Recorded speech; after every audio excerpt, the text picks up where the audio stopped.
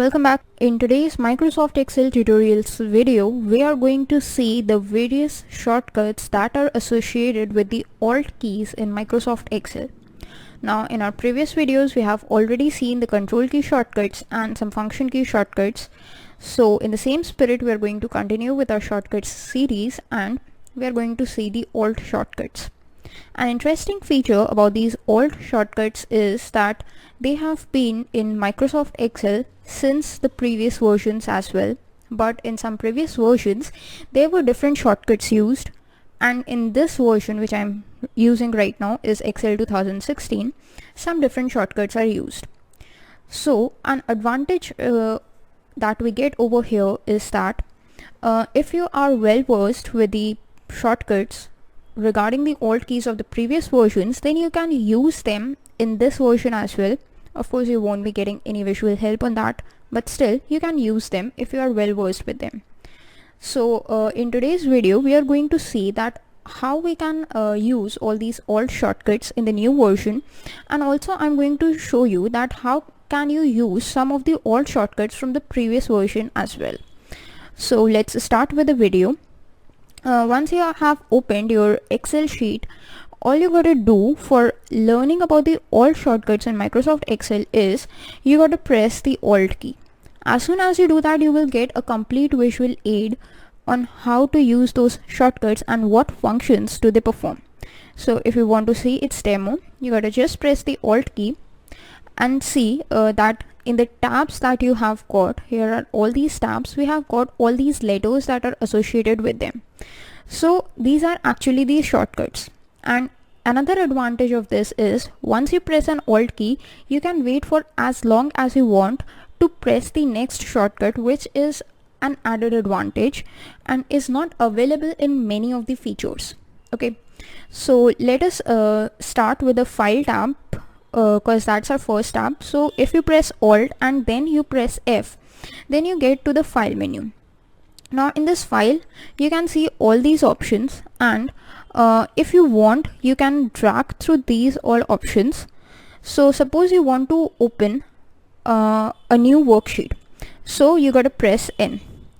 Now here you have got all these options, that whether you want a blank workbook, a sales report, billing statement, or whatsoever you want. So what I'm going to do is create a blank workbook, so I got to press L, and this will help me to create a blank workbook, but I'm not going to use it, so just close it and I'm back on my workbook. So this makes that if you want to create a new blank workbook in Microsoft Excel using the Alt keys, then what steps you need to follow? You got to press Alt, F, N and L. These steps would help you to create a blank workbook, but there's a catch over here, that we can directly create a new workbook by pressing the shortcut as Control N, and boom, we have got a blank workbook for ourselves.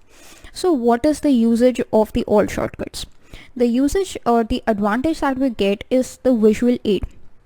For example, if you are over here and you just press the Control key, then you have got no visual aid, so you do not know what next step you need to follow. You got to be well versed with these shortcuts to use the Control key shortcuts, but that's not the case with the Alt keys, because you have got the visual aid, and as you are navigating through them, you gotta get to know the shortcuts and you can use them as per your wish. So it's very easy for the beginners who are just trying to learn Excel and trying to learn all these shortcuts. You have got a visual aid. So that was about the File tab. As you have got visual aid, so you can navigate to any menu, like I'm just showing to here. You can get to any place, you can perform any action that you want. But what if you want to come out of it? So all you gotta do is press the Escape key. Once you press the Escape key, the function that we performed with the F key was undone, and now we are in this. And if you want to make sure that these all get vanished, then again you gotta press the Escape key, and on pressing this Escape key second time, all your visual aid for the Alt key has gone. Now this is the same thing that you need to perform again and again and again. You gotta press the Alt key. Suppose we want to go to the Home tab only, so press H. Now we have got all these visual aids for the Home tab. You can do whatever you want, like if you want to cut a particular text. So first of all you got to select something, so I have selected this cell. I want to cut its contents, so okay, I have selected the cell. Press Alt H for the home tab and X to cut it. And if you want to paste it at some other place, you can just select that particular cell, press Alt, go to the home tab H, and here is the option for paste, that is V.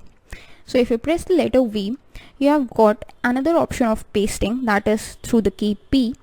If you press it, then this text would be pasted over here. So this is how you can go with it, and this is all these ranges of shortcuts. If you want to copy it, you can press Alt H C to copy. There you will get two options, if you want to copy it as a text or if you want to copy it as a picture. So I'm going to show you that how can you copy it as a picture by pressing the key of P. So you will get options like where what is the appearance that you'll want, as shown on the screen or as shown when printed. So I'm going with the screen option and I'm going to format it as a picture only, and then click on OK. So it's copied as a picture now.